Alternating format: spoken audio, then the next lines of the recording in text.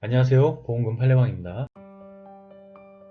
중앙선 침범으로 충돌하여 즉사한 경우 경제적으로 어려운데도 사망하기 6개월 이내로 7개의 상해사망보험을 가입하였다면 민법 제103조에 따라 무효이므로 자살보험금은 면책인지 여부에 대하여 부산고법 창원 2016나 21547호 토대로 명확히 살펴보도록 하겠습니다.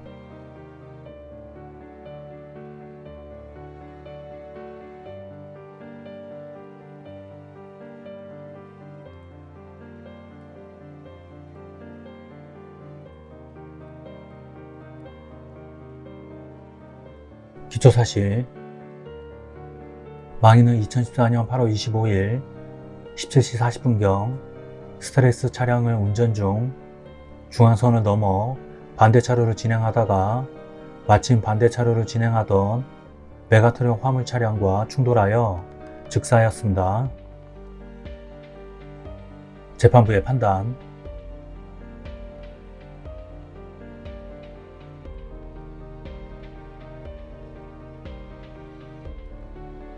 쟁점.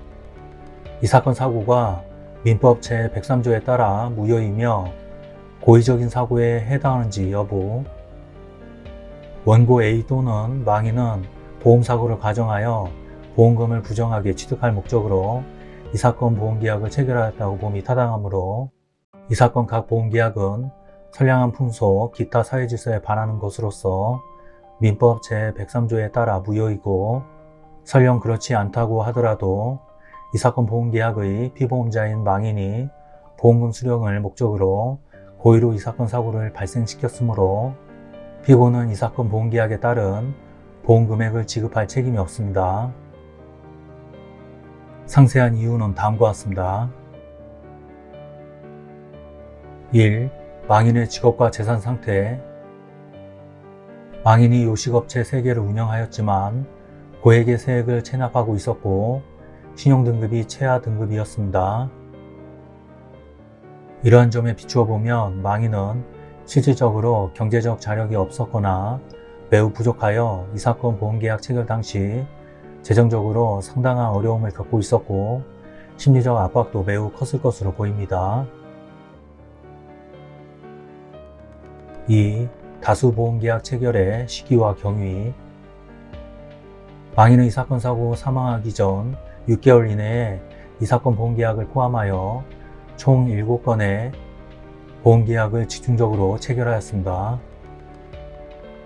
더구나 이 사건 각 보험계약 전후로 다른 보험회사와의 보험계약이 순차로 체결되었음에도 망인 또는 원고 A가 피고에게 그 가입 사실을 고지하지 않은 사유에 관한 합리적인 설명을 찾아볼 수 없습니다.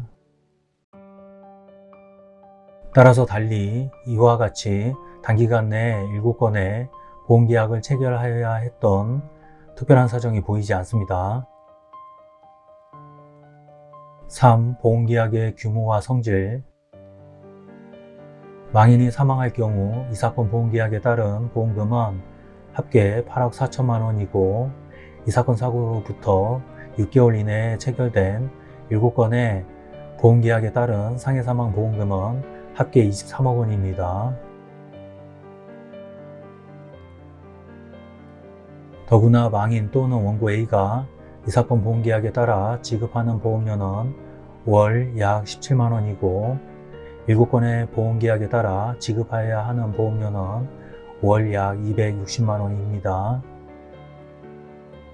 망인의 앞서 살펴본 재정상태와 원고 A가 소득활동을 하였다고 인정할 만한 충분한 증거가 없는 점에 비추어 보면 2014년에 망인 또는 원고 A가 지급해야 할 보험료가 급격히 증가한 점은 이해하기 어렵습니다. 4. 사고의 원인. 앞의 인정 근거에 의하여 알 수 있는 아래의 여러 사정과 앞의 모든 인정 사실에 비추어 보면 스타렉스를 운전하던 망인이 의도적으로 중앙선을 침범하여 반대차로를 직진하여 주행하다가 메가트럭과 정면 충돌하였다고 봄이 타당합니다. 이유는 다음과 같습니다. 만일 스트렉스 운전자는 졸음운전이나 운전 부주의 등으로 의도하지 않게 중앙선을 침범하였다고 하더라도 그 중앙선에는 고무류 재질의 중앙 분리봉이 약 10m 간격으로 설치되어 있어 스타렉스가 중앙선을 침범하는 순간 중앙 분리봉 또는 그 바닥 지지대 등과의 충격에 따른 충격음이나 차량 진동 등으로 자신의 중앙선 침범 사실을 곧바로 인지하게 될 것입니다. 만약 이와 달리 스타렉스 운전자가 반대차로로 넘어가면서 곧장 그 사실을 인지하지 못하여 조향장치를 바로잡지 못하였다면 도로의 폭과 차량의 속도 등을 고려할 때 스타렉스는 반대차로 가드레일을 충격할 수밖에 없었다고 보입니다.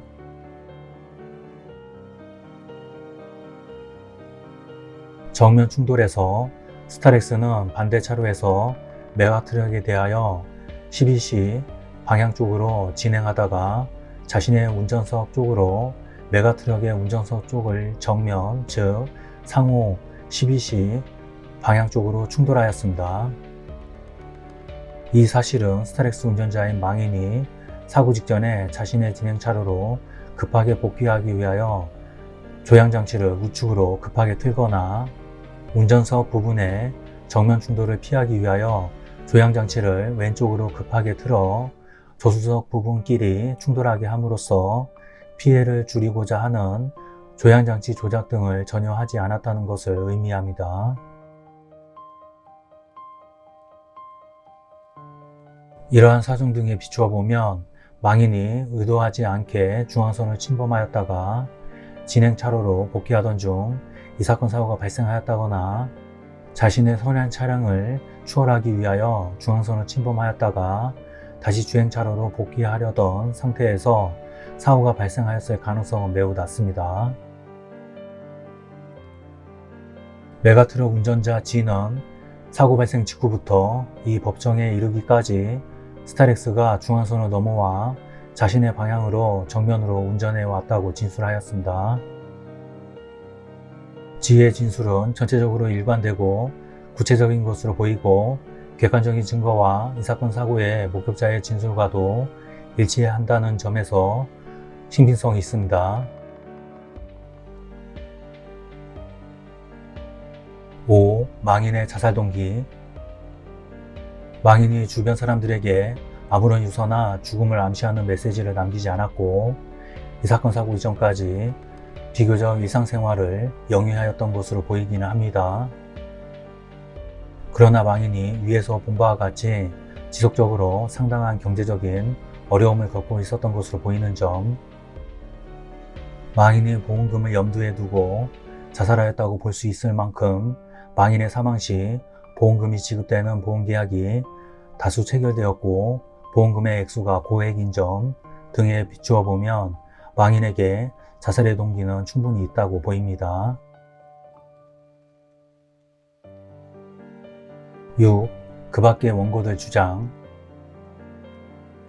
원고들은 망인이 이 사건 사고 당일 광주로 지인을 만나러 가고 있었고 이틀 후 동창회 합동조문을 갈 예정이었던 점 등에 비춰볼 때 이 사건 사고가 우연히 발생한 것이 명백하다는 취지로 주장합니다. 그러나 원고들의 이와 같은 주장은 망인이 교통사고를 가정하여 자살하고자 하였다는 것과 얼마든지 양립 가능한 점에 비추어 볼 때 앞서 살펴본 판단에 방해가 되지 않습니다. 결론적으로 보험회사들은 보험 수익자에게 상해사망보험금을 지급할 의무가 없습니다. 마치겠습니다. 긴 시간 시청해주신 점 고맙습니다.